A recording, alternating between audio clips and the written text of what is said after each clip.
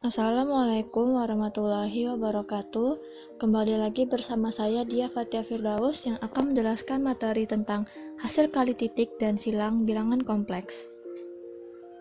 Langsung saja materi yang pertama yaitu hasil kali titik bilangan kompleks.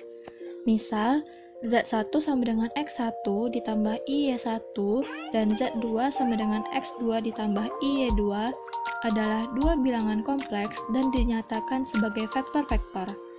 Hasil kali titik antara dua bilangan kompleks Z1 dan Z2 merupakan sebuah skalar. Hasil kali titik antara dua bilangan kompleks Z1 dan Z2 didefinisikan sebagai bentuk berikut. Z1 dikali Z2 itu sama dengan nilai mutlak Z1 dikali nilai mutlak Z2 dikali cos theta, sama dengan X1 dikali X2 ditambah Y1 dikali Y2 itu sama juga dengan Re kurung kurawal konjugat dari Z1 dikali Z2 itu sama juga dengan setengah dikali kurung kurawal konjugat Z1 dikali Z2 ditambah Z1 dikali konjugat Z2, di mana theta adalah sudut di antara Z1 dan Z2 yang mana terletak antara 0 dan phi. Sifat yang dapat diturunkan dari definisi di atas adalah yang pertama yaitu bila Z1 bundaran Z2, maksud bundaran di sini adalah kali ya, titik di sini saya ganti dengan bundaran, lebih besar dari 0, maka theta merupakan sudut lancip. Yang kedua, bila Z1 dikali Z2 kecil dari 0, maka theta merupakan sudut tumpul. Dan yang ketiga yaitu bila Z1 dikali Z2 sama dengan 0, maka theta sama dengan 90 derajat atau Z1 dan Z2 saling tegak lurus atau ortogonal. Lanjut ke sifat-sifat kali titik pada bilangan kompleks. Jika Z1, Z2, dan Z3 adalah tiga buah vektor kompleks dan M sebuah skalar, maka berlaku yang pertama yaitu Z1 dikali Z2 itu sama juga dengan Z2 dikali Z1 atau sifat komutatif ya bisa dibilang. Lalu yang kedua, dalam kurung Z1 dikali Z2 dan dikali Z3 itu sama juga dengan Z1 dikali dalam kurung Z2 dikali Z3. Itu merupakan sifat asosiatif. Lalu yang ketiga ada Z1 dikali dalam kurung Z2 ditambah Z3 itu sama dengan Z1 dikali Z2 ditambah Z1 dikali Z3. Itu merupakan sifat distributif.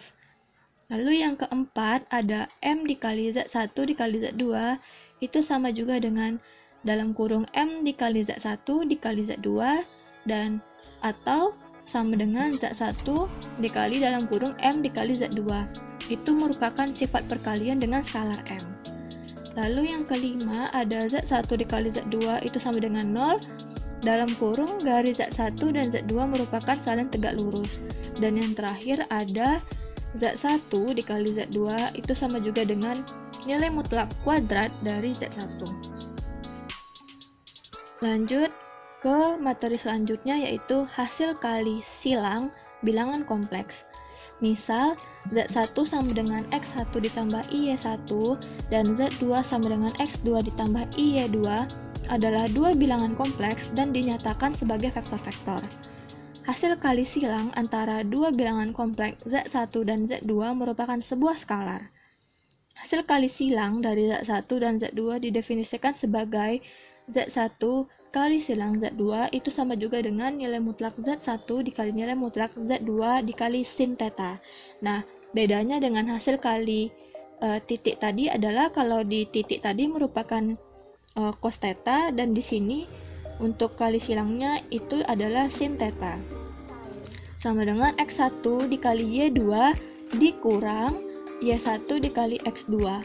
Itu sama juga dengan IM dalam kurung atau kurung kurawal konjugat Z1 dikali Z2 sama dengan 1/2I dikali dalam kurung konjugat Z1 dikali Z2 ditambah konjugat Z1 dikali Z2. Atau bisa juga Z1 dikali Z2 sama dengan dalam kurung Z1 dikali Z2 ditambah I dalam kurung Z1 dikali Z2. Ini ya, sama dengan nilai mutlak Z1 dikali nilai mutlak Z2 dikali E pangkat I theta. Jika Z1 dan Z2 adalah bukan 0, maka yang pertama yaitu syarat perlu dan cukup bahwa Z1 dan Z2 tegak lurus adalah bahwa Z1 dikali Z2 sama dengan 0.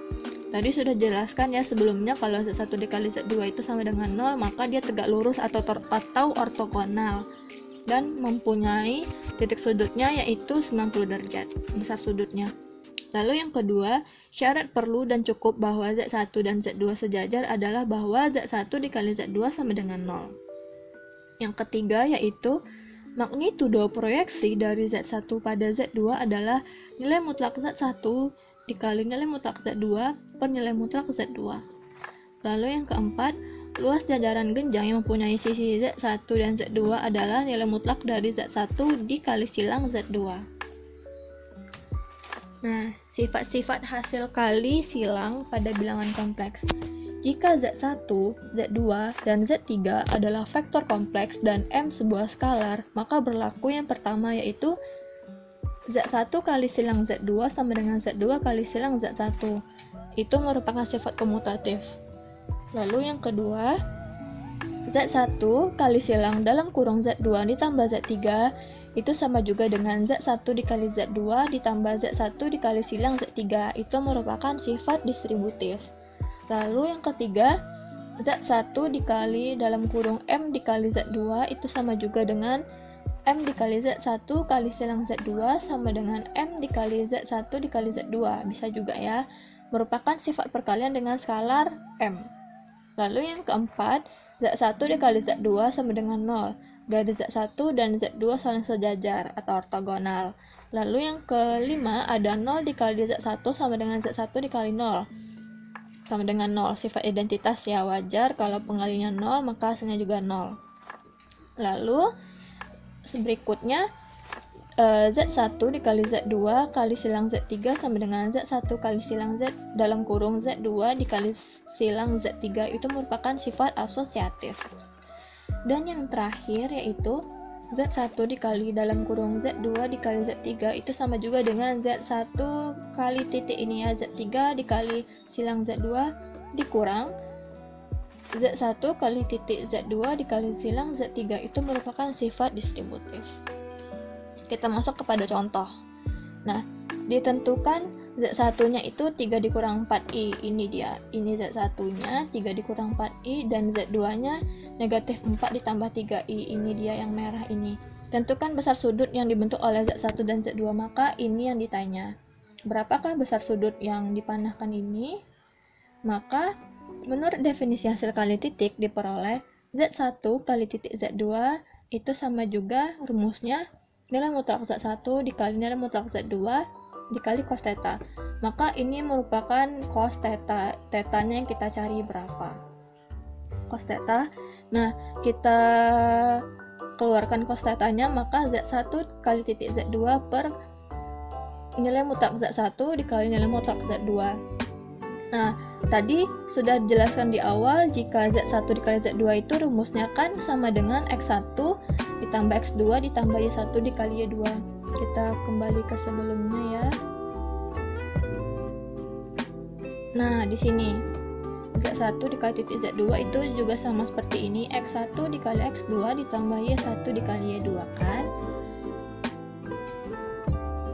Kita kembali ke contoh.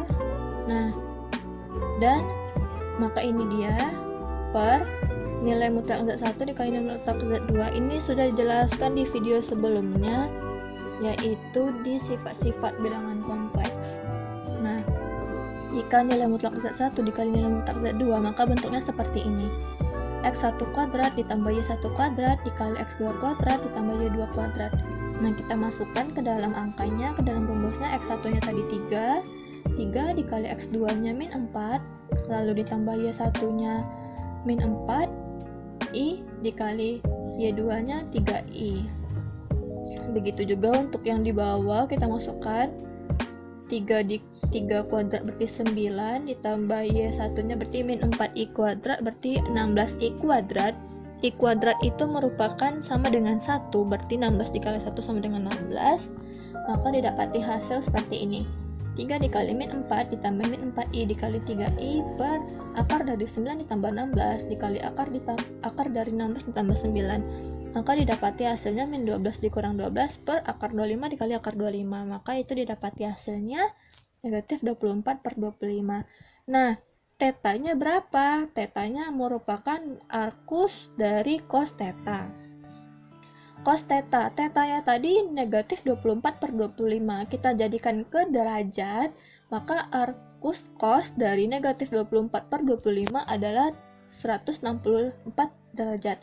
Maka besar sudut ini adalah 164 derajat. Maka sekian penjelasan video dari saya.